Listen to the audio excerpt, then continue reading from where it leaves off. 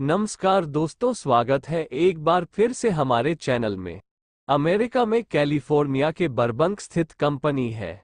इसकी जड़ें चीन की बहुराष्ट्रीय कंपनी समूह वांडा से पानी पाती हैं। स्वभाव से आक्रामक रही हैं चीनी कंपनियां।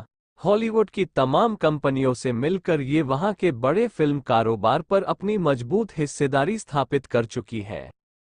निशाने पर इनके हिंदुस्तान भी है और इसके लिए फिल्म निर्माण में दिलचस्पी रखने वाली चीनी कंपनियों ने बहुत पहले से हॉलीवुड को अपना रास्ता बना रखा है।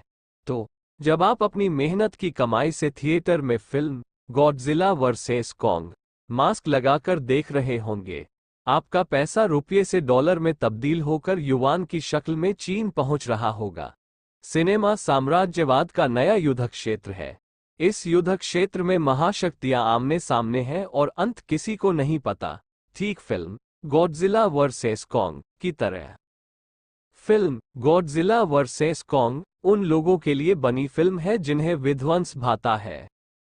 पिछले एक साल से कोरोना संक्रमण के चलते अपने अपने घरों में कैद रहे लोगों के लिए सिनेमा की अनुभूतियां बदल चुकी हैं। ऐसे में दो महादानवों या कहें कि महादानवों की आईमैक्स के बड़े पर्दे पर महाभिरंत तमाशे के लिए देखना तो ठीक हो सकता है, लेकिन इसमें सिनेमा कहीं नहीं है। ये महातमाशा है जिसका संवेदनाओं से कुछ नहीं लेना देना। ये साइंस फिक्शन का वो चेहरा है जिसे थोड़ा फासला बनाकर चलना आने वाले समय के लिए बहुत जरूरी है। ठीक दिनेश ठाकुर की गजल के मिसरे की तरह, हर हंसी मंजर से यारो फासले कायम रखो, चांद गर धरती पे उतरा देखकर डर जाओगे।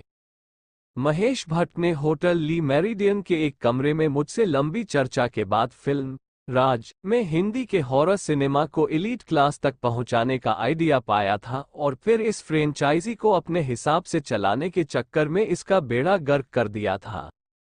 वैसा ही कुछ लीजेंडरी पिक्चर्स के साथ होता दिख रहा है। ये कंपनी लंबे समय से बी और सी ग्रेड की क्रिएचर फिल्मों को एलीट क्लास का सिनेमा बनाने की कोशिश में लगी रही है। पुरानी फिल्मों को झाड़ पोंछकर नई तकनीक से फिर बनाने को सिनेकारों ने रीबूट का नाम दिया। फिल्म गॉडजिला वर्सेस कॉन्ग भी 1962 में रिलीज हुई film Godzilla and king Kong का रीबूट वर्जन है।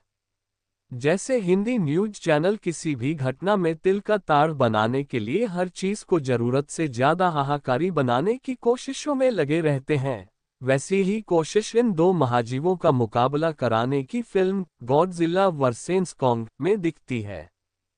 दोनों लड़ रहे हैं लड़ने के लिए। क्यों लड़ रहे हैं, इससे न निर्देशक को कोई लेना देना है और न फिल्म बनाने वालों को।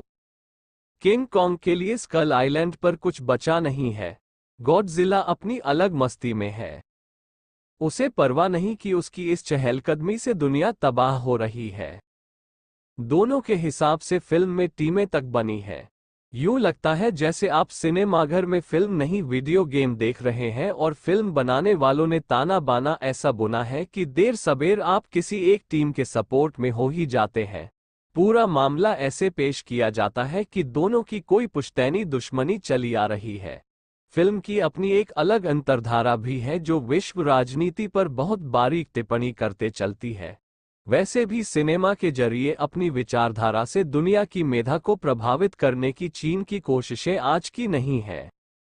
ये तो तय है कि फिल्म गॉडजिला वर्सेस कॉन्ग देखने के बाद आपको Godzilla the king of the monsters और कॉन्ग द स्कल आइलैंड के दोनों जीव बीटा वर्जन लग सकते हैं। फिल्म में हालांकि शुरू के आधे घंटे से भी ज्यादा वक्त गॉडजिला और कॉन्ग आमने सामने होते नहीं हैं, लेकिन एक बार दोनों का आमना सामना होने के बाद फिल्म दूसरी ही दुनिया में पहुंच जाती है। अगर आपको तेज रोशनी, चीख पुकार और कान फाड़ू बैकग्राउंड म्यूजिक भाता है तो ये फिल्म आपके लिए हो सकती है, लेकिन अच्छा मनोरंजक सिनेमा देखने वालों के लिए इसमें कुछ नहीं है। इन महादानवों के अलावा फिल्म में कुछ बेहतरीन इंसानी कलाकार भी हैं, लेकिन फिल्म की लेखन टीम ने उनकी तरफ ज्यादा ध्यान दिया नहीं है। पूरा फोकस महादानवों के महामुकाबले पर है और इस चक्कर में ये इंसानी कलाकार बस एक साइंस फिक्शन फिल्म की सजावट से ज्यादा कुछ बचे नहीं हैं। फिल्म गॉडजिला वर्सेस कॉन्ग अंग्रेजी के अलावा भारतीय भाषाओं में भी रिलीज हुई है। ये भी प्रकट ही है कि जो संवेदनाएं अंग्रेजी फिल्म के शौकीनों की होती हैं, उनसे हिंदी फिल्म के दर्शकों की संवेदनाएं बिल्कुल दूसरी धुरी पर हो सकती हैं। हालांकि भाषाई फिल्मों का एक बड़ा दर्शक वर्ग ऐसा भी है जो हिंदी और अंग्रेजी दोनों तरह की अच्छी फिल्मों का प्रशंसक रहा है, लेकिन इस दर्शक वर्ग तक पहुंच पाने का जरिया अभी वार्नर ब्रदर्स इंडिया की मार्केटिंग टीम को सीखना बाकी है। फिल्म गॉडजिला वर्सेस कॉन्ग शोरगुल, अनर्गल प्रलाप और चीख पुकार वाली किसी लक्ष्यविहीन टीवी बहस की तरह है जिसमें दर्शक का समय तो खूब नष्ट होता है, लेकिन इस समय के बदले उसे कोई सुखद एहसास फिल्म खत्म होने के बाद मिल नहीं पाता है। फिल्म पूरी होने के बाद कुछ याद आता है तो वह है अब्दुल अहमद साज का एक शेर की जिंदगी एक दूर तक संगीत थी अब शोर है।